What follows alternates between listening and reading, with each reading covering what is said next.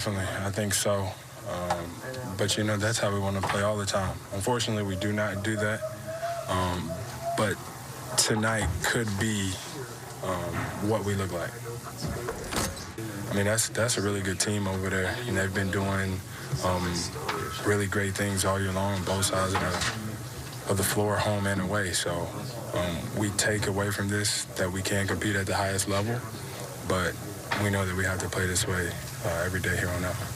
So, Remona, how excited should Heat fans be after this win? Oh, I think that was a big win. I think that was what you would call a statement win because, the Heat have kind of been scuffling a little bit lately, but they've been really good at home, and they've been pretty good against the Bucks. And I think the way that they defended Giannis is a blueprint that a lot of coaches are going to be stealing from. Like, that game tape is going to be circulating around the league for the next couple of weeks because, one, I think you need Bam Adebayo to have a game the way he did against Giannis, but in order to play that kind of defense. But they did some things in the way they defended him that I think other teams can steal from. And if you're Mike Budenholzer, you've got to study that tape and develop some counters if you're going to see teams like this in the playoffs. They also forced him to settle for jump shots. I mean, that was the main thing, and he took the bait, which is not something I think he's going to do all the time. You got to force other guys on the Bucks to try to score, and they did that. But overall, this was a great win. I mean, wire to wire. I don't think there was any point where I thought the Bucks were going to win this game. And that's something to me that says as much about what the Heat have done as anything. I mean, Kelly Olynyk going off, that's something we've seen before, not something you expect to see every night. But it was the manner in which they won it in terms of controlling the game, not just defensively overall. They look like a team that knew what they were doing and will not be scared if they face up against them in a playoff. The Heat aren't scared. I think they believe if they can get to the last 5 minutes of the game, especially after these trades that they made, that they can be in a real fight with these guys night in and night out. And offensively, I think they feel they're very comfortable with where they're at. And defensively, they were wondering if this was going to be able to manifest itself into the type of performance we saw yesterday. And maybe, as Jimmy pointed out, it's something you see more often from them, but it hasn't been the case during the regular season. But here, look at this. I mean, Bam, you pointed it out, Remona, 1 of 10, right? Giannis was shot 1 of 10 against him. But in some of these other clips we saw, Andre Iguodala guarding him a little bit, and then Goran Dragic would come and swipe at him, right? They showed him a lot of different looks, even when Bam was guarding him and when he wasn't guarding him. Yeah, I mean, and I think that when you have a great defender like Bam, there's not many defenders like Bam Adebayo in this league. That can take a guy like Giannis and go one-on-one against him. But they showed him a lot of different looks, and they did that thing. Usually what you do with Giannis is build the wall. You build a wall. You just say, okay, go around. We're not letting you get through the paint.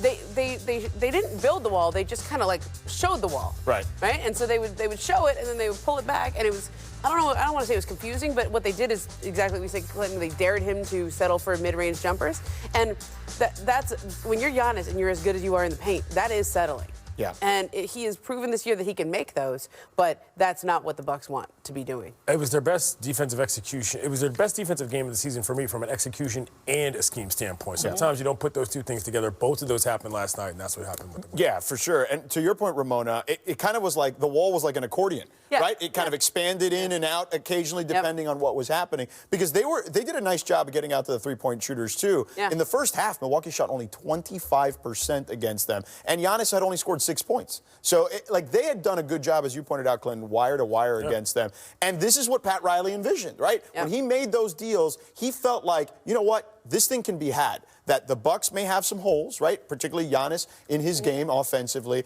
And if we can kind of find a way to stay in these games against them, maybe we do sneak out of the Eastern Conference. I think the problem with that is everybody in the East seems to have their own kryptonite. Like Miami can't seem to be Boston. Boston seems to have their number. Miami, at least in the regular season, seems to have Milwaukee's number. And it just kind of flips around like that, where there's not one team where I feel like it's completely dominant depending on the opponent. Also, I mean, look, this is a one-night situation. They've played them twice over the span of a season. I don't know that the Bucks, when you get on them 2-3 games in a row, are going to have that kind of performance against the Heat in the same things. I'm not taking everything from the Heat. But they go into this series potentially in the playoffs knowing that they have at least one thing that can work, which is sometimes all you need in order to be able to get by. I'm real curious to see what Milwaukee does with this, because they have another big game coming up this week. Lakers on Friday.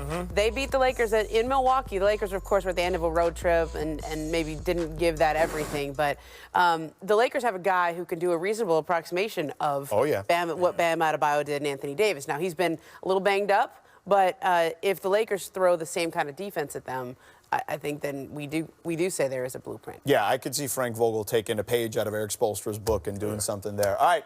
Let's check out who was in the zone, brought to you by AutoZone. C.J. McCollum was in the zone last night, tying a season high with 41 points against the Magic. McCollum is averaging 33 points per game over his last 6. And Portland's been without Dame in those particular games. The Trailblazers are 3.5 games out of the 8th spot in the West and getting healthier. So, Remona, are we sleeping on the Blazers' chances here to make the playoffs? I haven't been sleeping on them. That's the team that I've always thought that was going to sneak into that 8th spot. I know that everybody likes the Pelicans in there.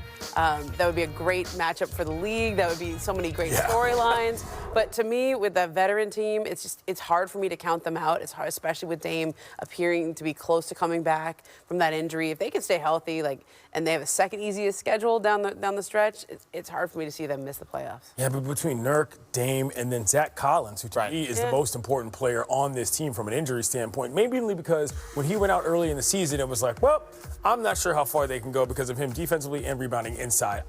He, to me, is as important as either one of those other two getting back in terms of how well they can operate on offense and on defense. I don't think that without him, they're going to be able to be a major playoff chance. And so I'm not sleeping on him. I'm just waiting for him to get healthy. I'm just going to say, Zach Collins is important. But he's not Dame. Let's slow down a little bit.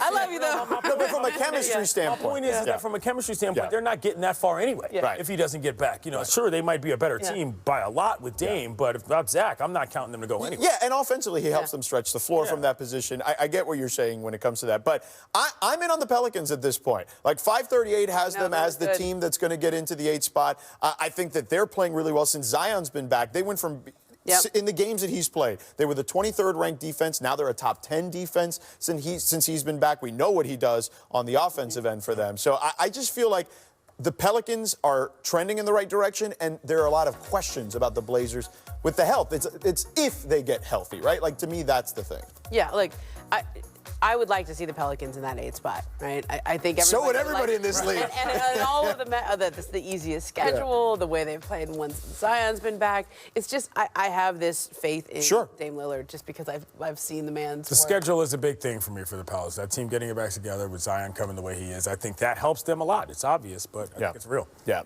Dame can drag them there. There's no doubt. Coming up, Spike Lee says he's done going to Knicks games for the rest of this season.